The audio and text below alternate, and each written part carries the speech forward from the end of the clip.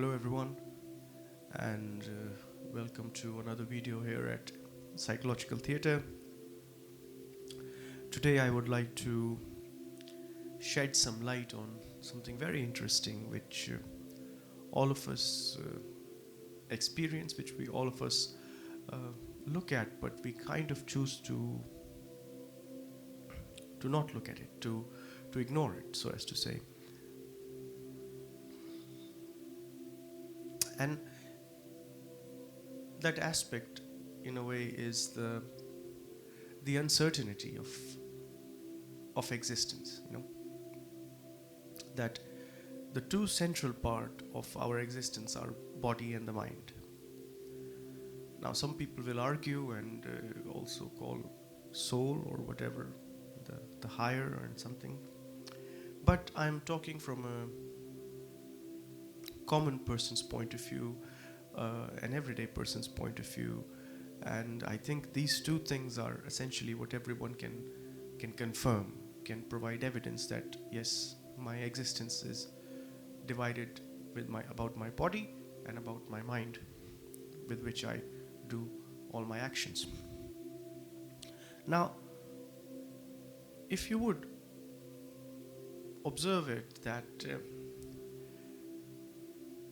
for body it's quite obvious to see that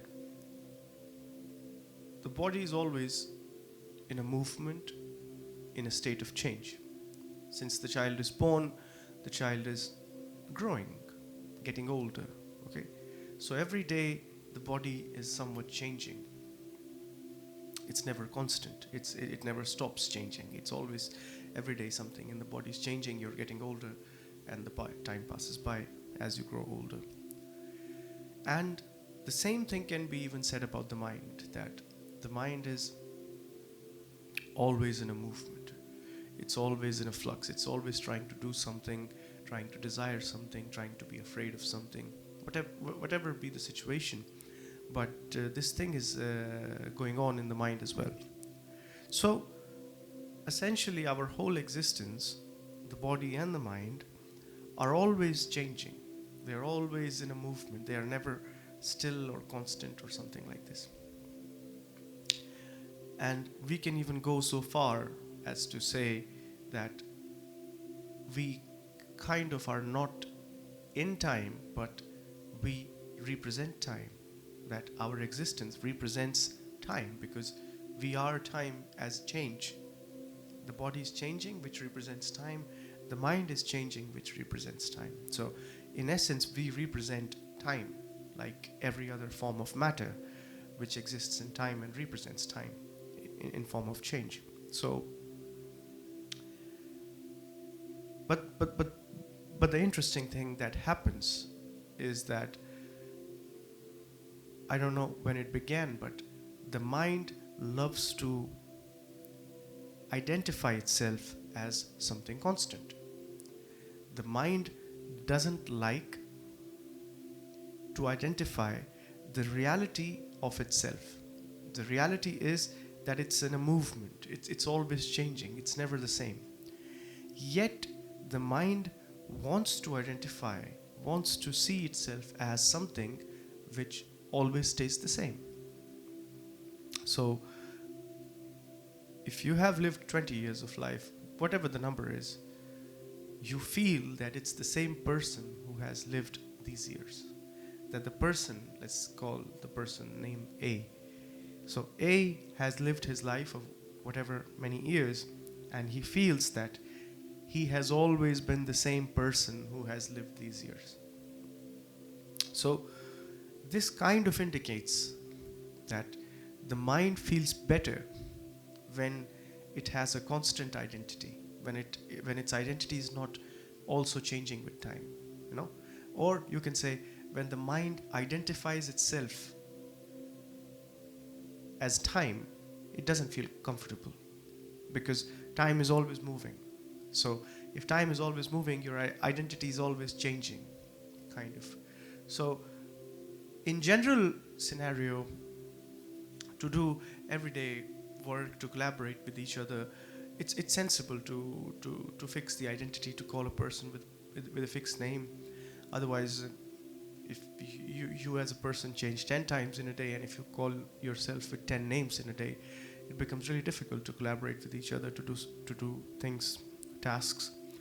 But this can remain as an external thing which we use to facilitate functioning in our lives. That we can know that, okay, I have a name, an identity, which kind of shows that I'm a constant entity over my life. But in the depth of my being, I also know that I'm not constant, I'm always changing. That both the bigger aspects of my life, my mind and my body, are always in a flux, are always in a change, in a movement. So essentially, you are a movement which likes to call itself a constant thing. I know it sounds a little weird, but that's how the facts are. That your whole existence, our whole existence, is a movement. It's always changing, it's always moving. What you decide in the morning may not happen in the evening. Okay, you change. So essentially, the existence is of change. That the body is changing, the mind is changing. But yet, the mind chooses to call itself as something constant, as something fixed. Okay? In general life, in the life of functionality, tasks and everything, it's fine. It kind of makes everything easier to have a constant identity. You can work really nicely. But deep down inside, if you consider this as the absolute truth, that I am a constant person, which I think a lot of people are considering, then it contradicts with your actual reality, which is a movement. So you're trying to impose a constant nature on a moving thing, which doesn't create a balance, which would not create a state of order, so as to say. You're trying to make something moving as fixed, which can't happen, because the nature, the way the thing is designed, is that it is in time. It's moving, it's changing. So you have to observe it in yourself, that the statement that you are always changing is actually true. That you can observe your mind and see, yes, the mind is constantly changing throughout the day. I don't know how many times in a day, maybe many times. Okay? And the same happens with the body. The body for sure changes. The mind for sure changes during the day, during your life. Now, then why do we call a movement? Okay, calling is even fine. We can call ourselves as constant identities for work purpose, but we also feel it, that I am the same person who has lived for 30 years or 40 years, whatever. So this feeling of feeling the same during your whole life is actually not that true, because you are always changing as you are growing up in your age. So a changing movement is thinking or believing that it's a constant thing, which is a state of confusion, which is a state of, even we can say a little bit delusional, that you are creating an illusion over yourself that you're constant, but actually you're in a state of a movement. So even to accept the reality of it, that you are actually not a constant entity, but a moving entity, an entity which is always changing, which is always changing forms, changing its basic nature, its likes, dislikes and everything. Already this creates a big impact on the mind to accept this reality, that it's not a constant entity, that it is not the name, the identity as constant which has lived over the years, but it's actually a movement. It's actually something which is dynamic. It's not something static. It's changing. And when you start looking at yourself as a movement and not as a constant identity, it already creates a big change in your sense of observing, that A constant thing doesn't require so much awareness or attention to be observed. A chair in front of you, even if you're not so attentive, you can still observe it because it's not changing. It's just fixed at a point, it's just sitting there, and that's like it. But on the contrary, if you have a cat in your room, then you have to be way more attentive to observe the cat, because the cat is always changing, in the sense that it's always changing its action. It's always deciding something to do. It might break something in your room, it might do something you don't want. And you have to be really, really more attentive than in comparison to what you would require in case of a chair, in case of a table, maybe, right? So, a moving thing, okay, a thing which is changing all the time, like your mind, like your body, that perspective of looking at yourself is actually the birth of the requirement, the need to be aware, to be attentive. You know, some people ask, what's the need for awareness? What's the need to be attentiveness? But I think these questions are coming from a wrong observation. So if you look at yourself, and I think initially you would even be scared because you have a strong belief for many years that you're a constant identity, okay? And I have talked with few people about it, and after 10 minutes they feel very uncomfortable and they want to stop the conversation and everything. But if you really are interested and you want to go forward in it, then try to observe this movement. Try to observe the movement of the body, the movement of the mind. When you will observe it, this fact that you're always changing will become way more stronger, way more real for you. Then your belief, and it is a belief that you're a constant entity, will start to slowly lose its roots. It will be there for functioning, for meeting people, for doing things together, for teamwork, for doing something. It's fine, that's fine.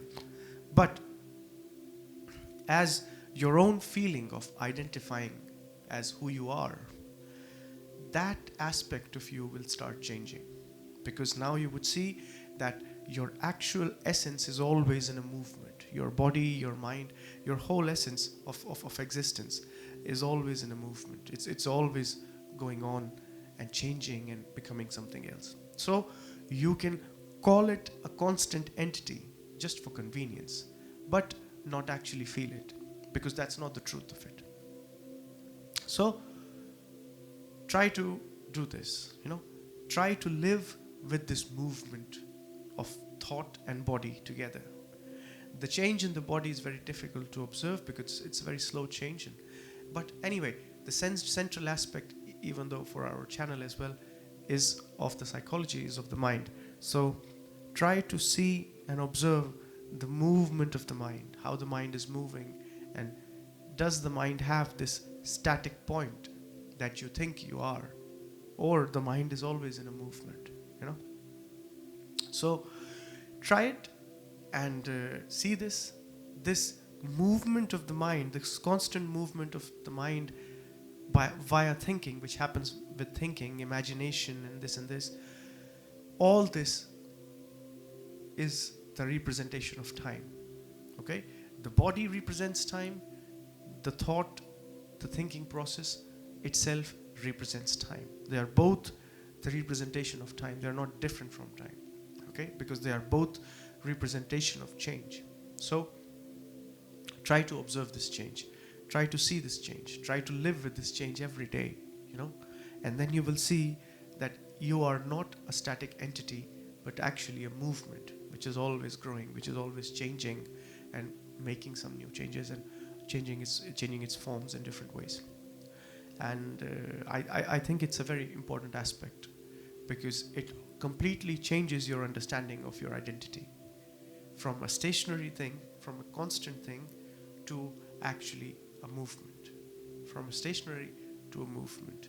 And the movement is actually more real.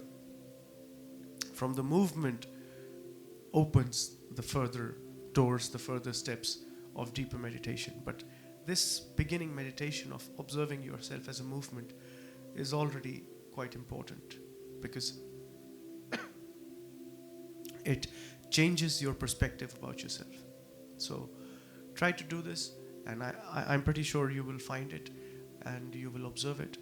And then let's meet again with some other topics that I have already planned, but due to lack of time, I'm just not able to upload very constantly, and I've been sick as well for some time, so apologies for that.